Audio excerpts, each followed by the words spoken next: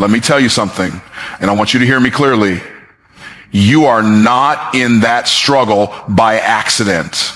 That opposition, that frustration, that feeling like something's got to give, that's not punishment.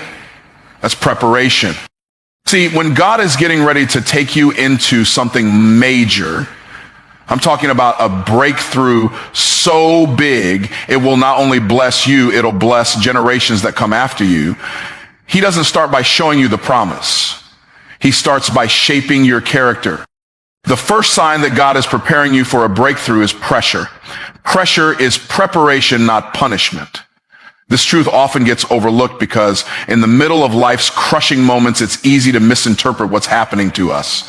When the weight feels unbearable, when challenges keep stacking up, when nothing seems to be working out the way we plan, our first instinct is to question, to complain, and sometimes even to doubt God.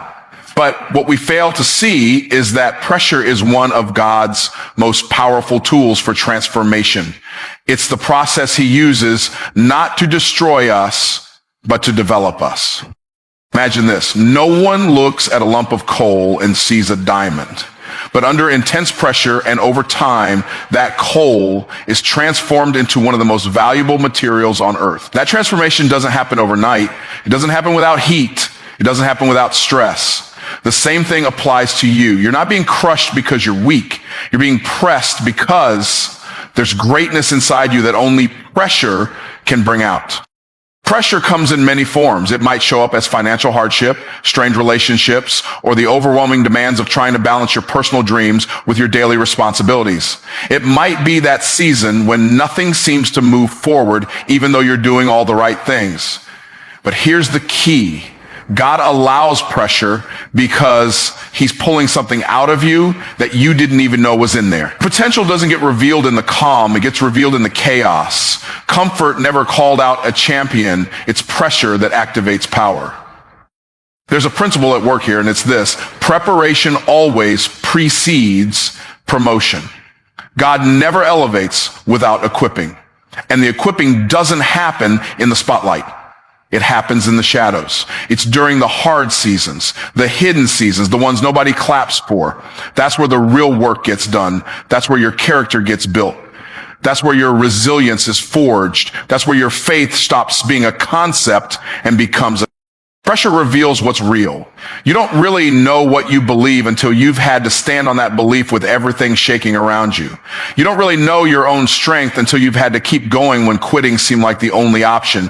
You don't discover your calling in comfort. You discover it when you're uncomfortable but obedient, uncertain but unshakable, weary but still moving forward.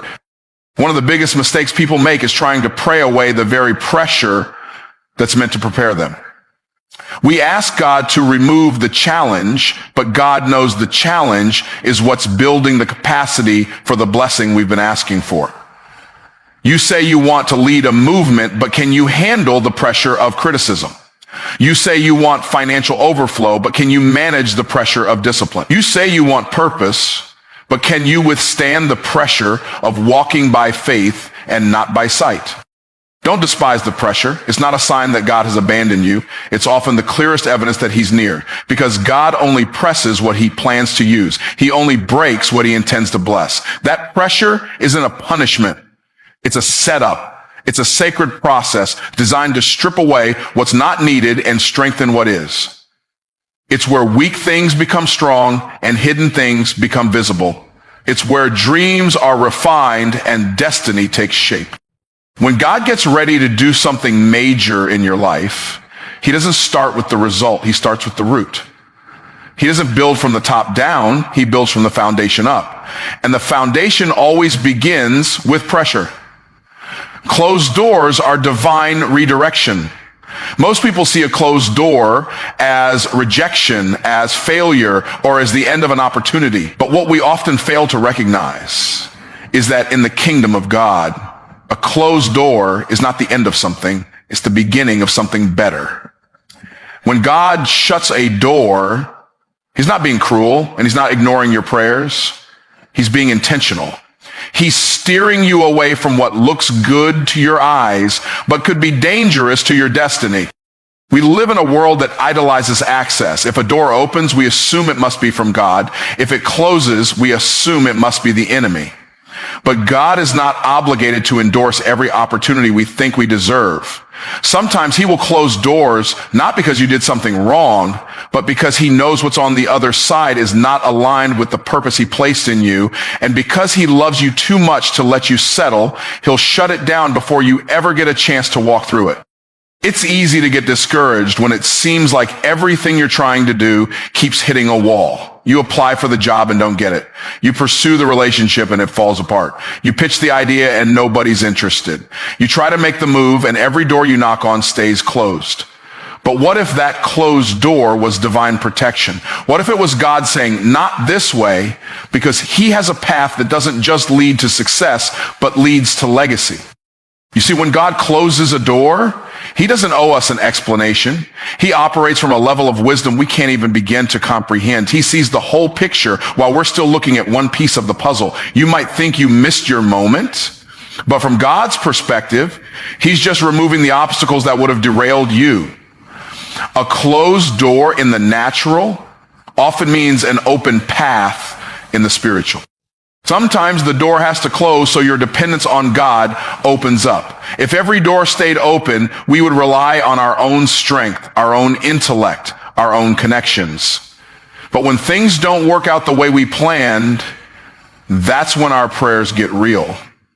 That's when our faith gets stretched. That's when we stop treating God like a consultant and start trusting him as our source. There are doors that will stay shut because they don't fit the version of you God is developing. You've outgrown certain environments, certain mindsets, certain circles. If God let you in, you would shrink to fit in. So he shuts the door not to restrict you, but to expand you. Closed doors create the space for growth. They force you to ask better questions. They push you to think higher, move different, and listen more carefully to his voice. A closed door can be a catalyst for creativity. It can trigger innovation. When plan A gets blocked, you start seeing possibilities you never considered. Some of the greatest breakthroughs don't come when everything is working. They come when nothing is working, and you're forced to think beyond your comfort zone. God's redirection is often the birthplace of your next level. And here's the truth. If it was your door, it would have opened. If it was your season, it would have unfolded. God is too strategic to let something pass you by that was truly meant for you. So when you find yourself standing in front of a closed door, don't panic and don't push. Don't try to force your way in. Instead, pause and recognize that this might be the very evidence that God is guiding your steps, not just granting your wishes. Faith requires irrational, not convenient obedience, not logical obedience, not delayed obedience, irrational obedience. The kind that doesn't make sense to your mind, but makes perfect sense in the spirit. The kind where God tells you to move before you see the way. The kind where he tells you to sow before you reap. The kind where he asks for trust before he gives details. That's the kind of obedience that unlocks supernatural breakthroughs. God doesn't operate on human logic. If he did, he wouldn't be God. What he asks you to do will often defy your understanding because his thoughts are higher than your thoughts and his ways are higher than your ways. We like to obey when it's comfortable, when it fits the budget, when it lines up with our schedule, when it confirms what we already believe. But faith doesn't grow in comfort. It grows in contradiction. It grows in the tension between what he said and what you see. And the bridge between the promise and the manifestation is obedience that doesn't make sense. Think about every major move of God in Scripture. He told Noah to build a boat when there was no rain. He told Abraham to leave everything familiar without telling him where he was going. He told Joshua to march around Jericho instead of attacking it. He told Peter to cast his net on the other side after catching nothing all night. None of these instructions were logical. None of them made sense to the people receiving them, but every one of them produced power because the obedience was rooted in faith, not reason. We want to see before we believe, but God says believe and then you'll see. That's irrational obedience. That's when you give before you get. That's when you praise before the breakthrough. That's when you apply again after being rejected. That's when you stay planted when everything in you wants to run. God uses irrational instructions to reveal who really trusts him. Obedience is the proof of faith. Not feelings, not words, obedience. Sometimes the instruction will stretch you so far outside your comfort zone that you question whether you even heard God right. That's because he's not trying to accommodate your convenience. He's developing your capacity. Obedience expands your spiritual muscle. It trains your spirit to listen above the noise, to trust beyond the logic, to walk when there's no path. The more you obey without understanding, the more your understanding begins to align with his wisdom. Obedience doesn't always lead to immediate reward. Sometimes it leads to testing. God told Abraham to sacrifice Isaac, the very son he waited years to receive. That wasn't a test of cruelty. It was a test of priority. It was a test of trust. Would Abraham obey even when the command clashed with the promise? That's irrational obedience. And because he obeyed, God provided the ram and the promise was preserved. God will test your obedience before he releases the overflow, because he needs to know the blessing won't replace the blesser in your heart. Irrational obedience will make you look foolish to people who walk by sight. They'll question your decisions. They'll say you're being unrealistic. But what they call unrealistic, God calls faith. And faith will always challenge your pride, your plans, and your preferences. It will ask for things that don't add up. It will stretch you to let go of certainty and cling to the word of the Lord. And when you obey in the face of uncertainty, you make room for God to move in a way that's bigger than your logic and greater than your plan. Isolation precedes elevation. When God is about to do something significant in your life, one of the first things he often does is pull you away from the crowd. Not because he's punishing you, but because he's preparing you. There are seasons where God has to separate you so he can speak to you. He can't elevate what's still entangled. He can't promote what's still distracted. He can't reveal destiny to a heart that's too busy managing popularity. Isolation is where clarity is born. It's in the quiet spaces, the lonely seasons, the uncomfortable in-betweens, that God begins to strip away what's unnecessary and refine what's essential. It's where your ears get tuned to his voice. It's where your spirit gets recalibrated to his will. When you're surrounded by opinions, it's easy to lose the sound of instruction. But when you're alone with God, the volume of purpose gets louder. He speaks in the stillness, but we miss it when we're constantly surrounded by noise. Sometimes isolation feels like abandonment, but it's actually alignment. God is aligning your mind, your heart, and your habits with the next version of you, the version that's required for the assignment ahead. Elevation always demands transformation, and transformation often happens in solitude. Before God takes you to the platform, he'll take you through the process. Before he hands you the microphone, he'll train you in the wilderness. The wilderness isn't a punishment. It's a classroom. It's where your faith is matured, your character is tested, and your identity is affirmed. Jesus himself experienced isolation before elevation. Before he launched his public ministry, the Spirit led him into the wilderness. Not the devil, the Spirit. Because even Jesus had to endure solitude before stepping into significance. He fasted, he prayed, and he faced temptation. It was a season of intense testing and complete separation from the noise of the world. And it was necessary because the weight of his assignment required the strength of a consecrated life. The same is true for you. You say you want to be used by God in a mighty way, but can you handle being set apart? You say you want influence, but can you carry it without needing attention? Isolation exposes the parts of you that still crave validation. It reveals whether your faith is built on applause or on obedience. Elevation isn't just about being seen. It's about being ready. And readiness is forged in hidden places. God will pull you out of certain relationships, out of certain environments, even out of certain opportunities, not to reduce you, but to refine you. You may not understand it while it's happening, but later you'll realize he was protecting you from compromise. Some connections can't go where God is taking you. Some voices would have distracted you from your assignment. Some atmospheres would have polluted your anointing. So God isolates you to preserve what he's planted in you. There are revelations that only come in isolation. There are downloads that only fall in quiet places. There are visions that only unlock when the room is empty. You've been asking God to speak, but you're still surrounded by noise. Isolation is the invitation to intimacy. It's the space where surface living dies and deep roots are formed. It's where he prepares you in private for what he's about to do in public. You don't build endurance in the spotlight. You build it when no one is watching. You don't learn obedience on the stage. You learn it in the shadows. God uses isolation to stretch your trust, deepen your focus, and elevate your perspective. What looks like being set aside is actually being set apart. What feels like loneliness is actually preparation for legacy. Spiritual shifts signal divine alignment. There are moments in your life when something within you begins to change. It's as though your entire being is realigning to something greater than you could ever imagine. You can feel it in your spirit. It's as if the atmosphere around you has shifted, and suddenly things that once felt ordinary now seem extraordinary. You may not see the full picture, but you sense that something significant is unfolding. These shifts, although subtle, are God's way of preparing you for a move that's about to take place in your life.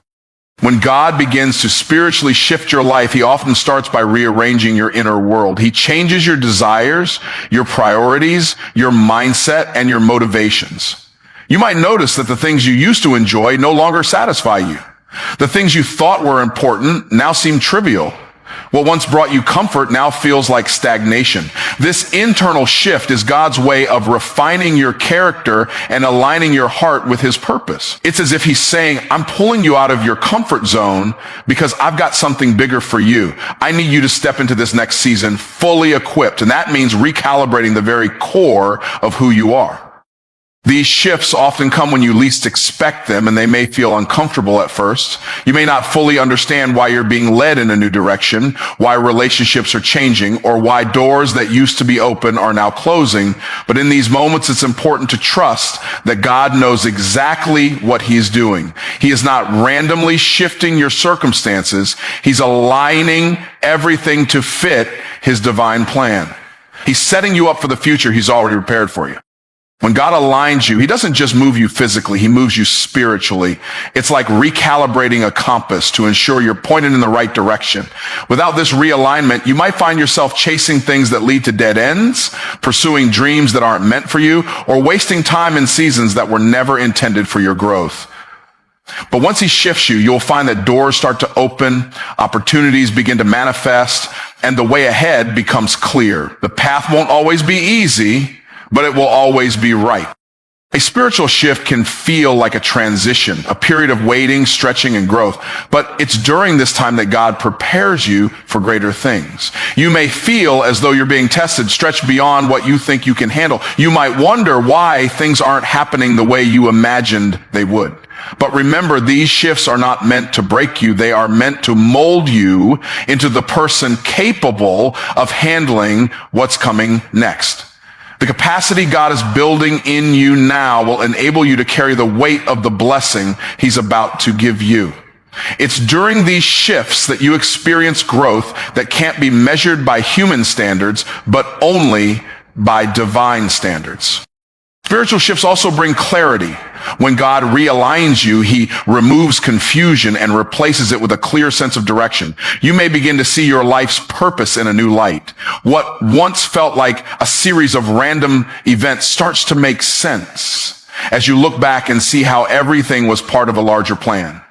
The more you surrender to God's realignment, the more you start to understand his voice. He no longer feels distant, but close. The more you yield to his shifts, the more you see his hand guiding every step you take. However, these shifts are not always immediate or painless. It can feel like being in a state of transition, moving from one season to another without fully understanding what lies ahead. But this is where faith comes in. Trusting that the shift is for your good, even when you can't see the full outcome, is key. Just because you don't have all the answers doesn't mean God isn't moving behind the scenes. The shift is often invisible to the naked eye, but in the spirit, the groundwork is being laid for something extraordinary. As you embrace these shifts, know that they are often the most important moments in your life. They are the divine realignments that position you to step into your destiny, to walk into new seasons, and to embrace the purpose you were always meant to fulfill.